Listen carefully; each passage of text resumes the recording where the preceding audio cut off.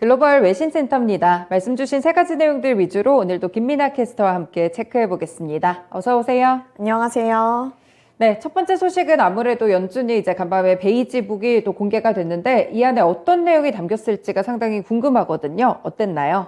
네, 베이지북 공개를 했는데 인플레이션이 연말까지는 지속될 것이다. 이 부분이 키포인트였습니다. 마켓워치 보도 내용이고요. US economy likely to get weaker, Beige Book finds as Fed battles high inflation.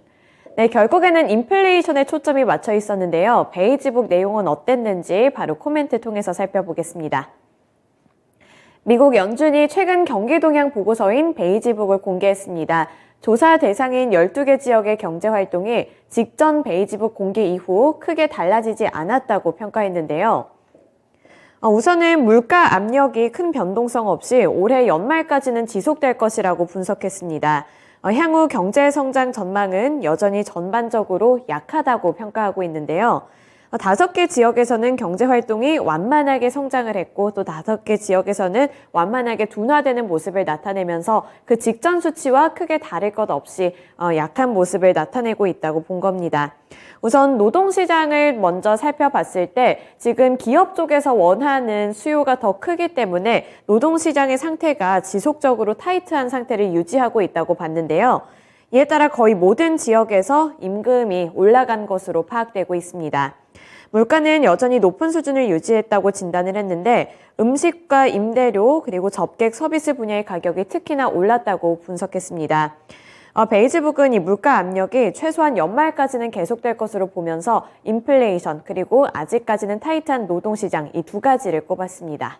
네, 이런 지표들을 좀 근거해서 봤을 때 9월 FOMC 때 그럼 자이언트 스텝을 밟게 될까요? 어떤 시각일까요? 네, 지금 많은 전문가들 그리고 외신 보도 내용을 참고해보자면 이번 9월 FOMC를 통해서는 다시 한번 75bp 인상 확률이 더 높아졌다고 분석했습니다.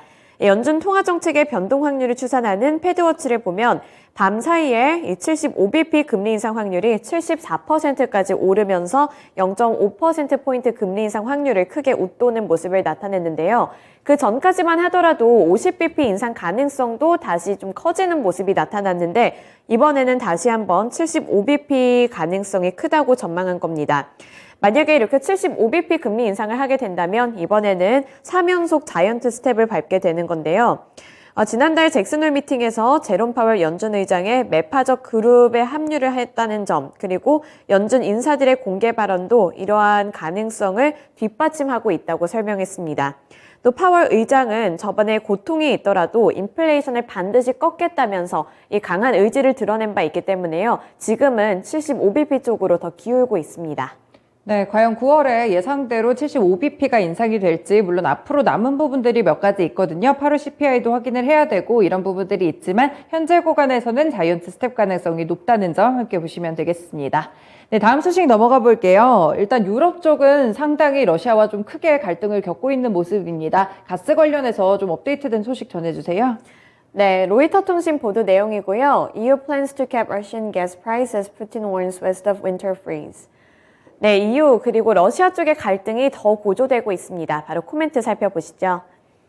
유럽과 러시아의 긴장감이 고조되는 가운데 러시아 푸틴 대통령이 러시아산 원유 가격 상한제에 동참하는 국가들에게는 가스와 석유 등 에너지 공급을 중단하겠다고 경고했습니다.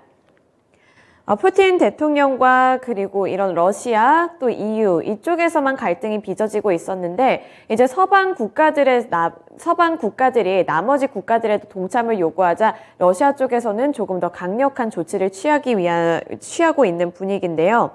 푸틴 대통령은 서방은 다른 나라들에 자신들의 행동을 강요하려고 한다면서 아시아를 비롯한 다른 국가들이 이 가격 상한제에 동참할 경우 이는 매우 멍청한 결정이며 큰 불이익을 당하게 될 것이라고 엄포를 놨습니다. 특히 러시아 외무부는 미국이 러시아 원유 가격을 통제하려는 이 구매자 카르텔에 한국을 끌어들이려고 한다는 점을 알고 있다면서 이 부분을 크게 비판했는데요. 따라서 한국이 동참을 한다면 매우 나쁜 결과를 낳을 것이고 또 한국 경제가 큰 타격을 입게 될 것이라며 한국 쪽에도 경고장을 날렸습니다. 푸틴 대통령은 지난 7월 튀르키예 유엔의 중재로 인해서 이 우크라이나 곡물 수출 협정도 맺은 바 있는데 이러한 협정과 관련해서도 파토를 낼 수 있다. 이러한 부분도 짚어줬는데요. 따라서 지금 가격 상한제 때문에 러시아가 많이 좀 열을 받은 상황이고요. 여기서 나머지 또 조치를 취할 수 있다는 부분 참고하셔야겠습니다. 네, 유럽연합 쪽에서도 가만히 있지는 않을 것 같거든요. 어떤 대응에 나서고 있나요? 네, 그렇습니다. 유럽연합 쪽에서도 이에 대응하기 위한 대응책을 마련하고 있는데요. 우르줄라 폰데어라이엔 EU의 집행위원장도 강력하게 말했습니다. 우리는 러시아산 가스에도 가격 상한제를 둘 것이다. 우크라이나 전쟁에 쓰이고 있는 러시아의 재정을 끊어야 한다면서 극악무도한 전쟁의 재원으로 쓰이는 러시아 에너지 관련 수입을 줄여야만 한다고 말했습니다. 우선 이 내막을 좀 설명해 드리자면 유럽 쪽에서는 지금까지 원유 가격 상한제를 도입을 했는데 여기서 러시아가 굽히지를 않자 가스에도 가격 상한제를 주겠다고 말한 건데요. 러시아산 원유에 이어서 천연가스에도 가격 상한제 도입을 검토하겠다고 말하면서 이 갈등이 더 크게 빚어지고 있는 겁니다. 중재자 역할을 맡은 이 에르도안 튀르키예 대통령은 서방의 도발적인 정책이 옳지 않다고 비판을 한 만큼 지금 유럽 쪽에서의 스텝 그리고 러시아 쪽에서의 스텝이 과연 또 어떤 결과물을 초래하게 될지 이 부분이 키포인트가 될 것 같고요. 그리고 유럽 쪽에서 과연 이 타격을 감당해낼 수 있을지 이 부분도 시장의 체크포인트가 되겠습니다. 네, 가스와 관련해서 러시아와 유럽의 갈등은 좀 지속되고 있으니까요. 이 시간에 계속해서 업데이트를 드리겠습니다. 마지막 소식 넘어가 볼게요. 노무라 증권 쪽에서 중국의 성장률에 대해서 좀 코멘트가 나왔던 것 같은데 어떤 내용인가요? 네, 중국 쪽은 계속 상황이 좋지 않습니다. CNBC 보도 내용이고요. Nomura cuts its China GDP forecast again. 네, 노무라 증권에서 중국의 GDP 성장률을 다시 한번 하향 조정했는데요. 외신 보도 내용을 살펴보면 다시 한번 또 하향 조정했다. 이 부분에 집중을 하고 있습니다. 바로 멘트부터 살펴보시죠.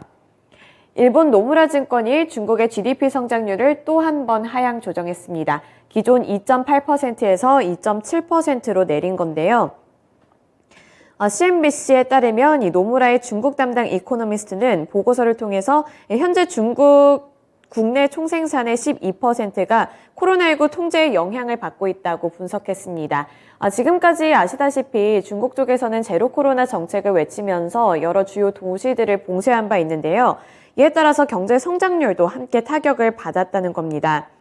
최근에는 중국의 기술 허브라고 불리고 있는 이 선전시도 봉쇄가 되면서 여기서 나온 타격감도 있다고 분석을 하고 있고요.